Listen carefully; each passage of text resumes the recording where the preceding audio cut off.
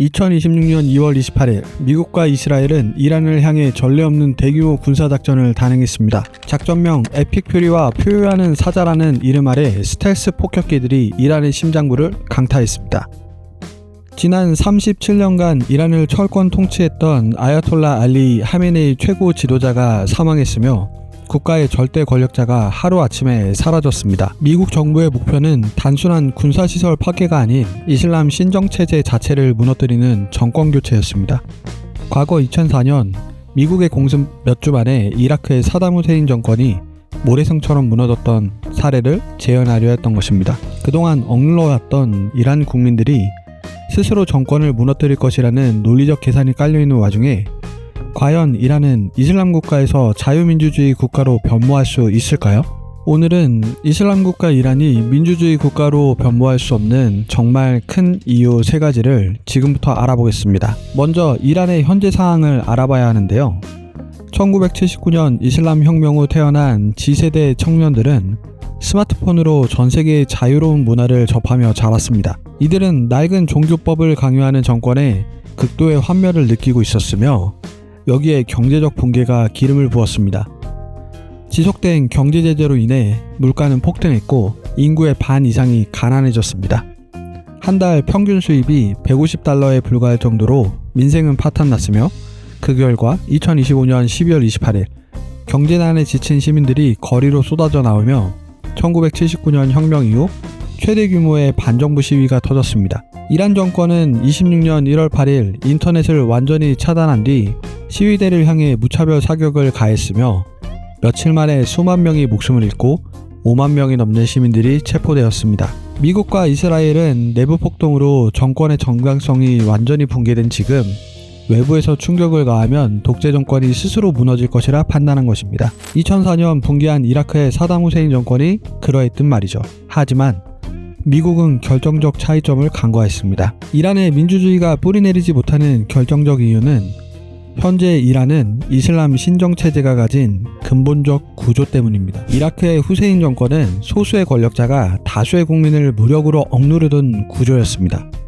그래서 미국이 공격했을 때 다수의 이라크 국민들은 오히려 독재자의 몰락을 방관했죠. 반면 이란은 국가 인구의 절대 다수인 시아파 이데올로기를 국가의 뼈대로 삼고 있습니다. 국민 다수가 정권에 등을 돌렸다고 해도 여전히 체제 수호에 목숨과 밥줄이 걸린 거대한 기득권 세력이 존재하고 있다는 점을 무시할 수 없죠. 그렇다면 왜 이란 정권은 미국이라는 초강대국의 폭격과 최고 지도자의 죽음 앞에서도 끈질기게 살아남을 수 있는 걸까요? 이란 정권은 지난 40여 년간 미국의 제재와 군사적 위협에 맞서 다양한 대비책을 마련해 두었는데 해외 언론에서는 이를 4개의 생존 기둥이라 부릅니다.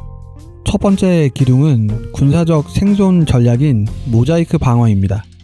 일반적인 국가의 군대는 피라미드 형태로 꼭대기에 있는 대통령이나 국방부가 공격을 받아 통신이 끊어지면 밑에 있는 부대들은 명령을 받지 못해 순식간에 무너집니다. 과거 사담 후세인 1인 독재체제의 이라크군이 붕괴했듯 말이죠. 하지만 이란 정권은 미군과 정면으로 승부할 수 없다는 점을 알고 전국 31개 주에 군사 권한을 조각조각 쪼개어 모자이크처럼 분산시켰습니다. 미국이 테헤란에 있는 최고 지도자를 폭격으로 제거해도 이미 사전에 훈련받은 매뉴얼대로 중앙 명령 없이 알아서 미사일을 쏘고 게릴라전을 펼칩니다. 아바스 아락치 이란 외무장관은 우리의 전쟁 기계는 하나의 머리나 도시에 의존하지 않는다.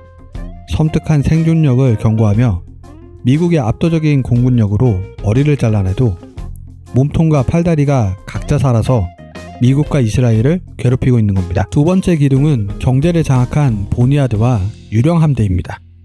전쟁을 하려면 엄청난 돈이 필요합니다. 미국이 10수년간 이란에게 경제 제재를 가했는데 이란 정권은 어디서 돈을 구해 미사일을 만들고 군대를 유지하는 걸까요?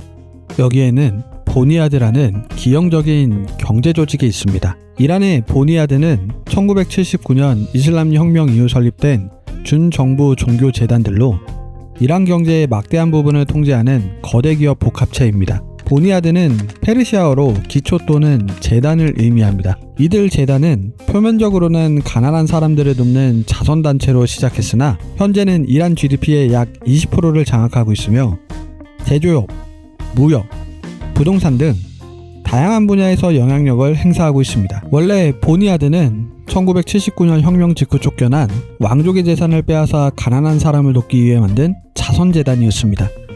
하지만 지금은 이란 전체 경제의 20에서 40%를 장악한 괴물이 되었습니다. 대표적인 모스타자판 재단은 자산이 수백억 달러에 달하며 160개의 자회사를 거느리고 있습니다. 더 무서운 점은 이 재단에 고용되어 월급을 받고 혜택을 누리는 이란인이 가족을 포함해 약 500만 명에 달한다는 사실입니다. 만약 이슬람 정권이 무너진다면 이 500만 명의 사람들은 하루아침에 직장과 막대한 특권을 잃게 됩니다. 결국 정권은 단순히 총칼로만 사람들을 위협하는 것이 아니라 무너지면 다 같이 죽을 수밖에 없는 경제적 운명 공동체를 만들어 기득권층이 필사적으로 정권을 지키게 만드는 겁니다. 보니아드에 이어 이란은 미국의 눈을 피해 석유를 파는 유령 함대를 운영하는데 바다 위 배의 위치 추적 장치를 끄고 석유를 몰래 옮겨 실은 뒤 서류를 위조해 중국 등에 팔아넘깁니다. 미국 달러가 아닌 위안화 혹은 디지털 화폐 시스템을 통해 비밀리에 결제되며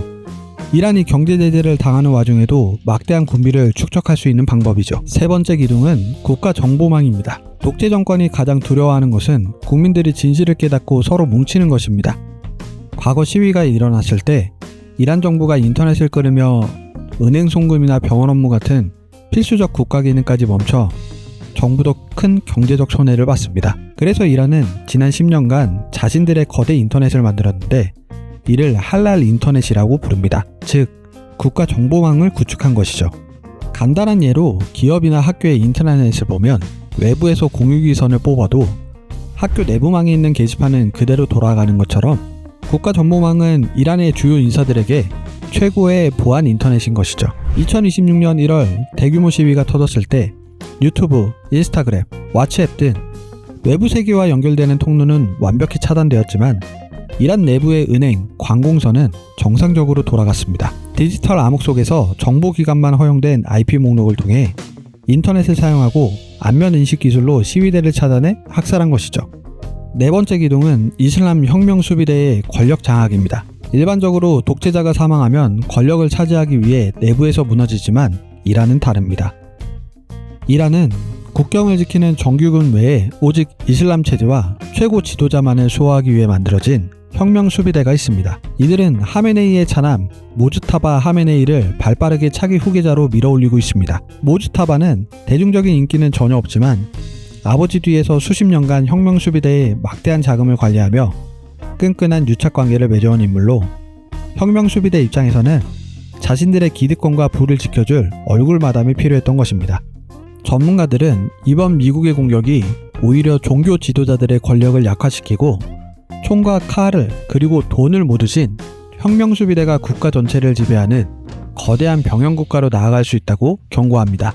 미국과의 전쟁 그리고 절대 권력자의 죽음이라는 거대한 충격 속에서도 이란 정권은 스스로 구축해놓은 모자이크 방어, 경제적 기득권의 연합, 완벽한 디지털 통제, 그리고 혁명 수비대의 권력욕이라는 4개의 기둥에 의지해 버티고 있습니다. 현재 이란은 미국 이스라엘의 전쟁을 포기할 생각을 하지 않고 있습니다. 미국은 지상군 투입을 검토하고 있지만 아직 확실하지 않습니다. 무엇보다 트럼프 대통령의 지지 세력 마가 역시 이번 전쟁에 반대하고 있죠. 내부적으로도 중동의 국가들 90%가 이슬람교를 믿는 이슬람 문화권으로 이스라엘과 레바논을 제외하고는 이슬람교가 사회와 법의 중심 역할을 하고 있습니다. 그런데 이번 전쟁을 다른 어떤 나라보다 주목하고 있는 국가들이 있습니다. 바로 중국과 사우디아라비아 그리고 튀르키예입니다.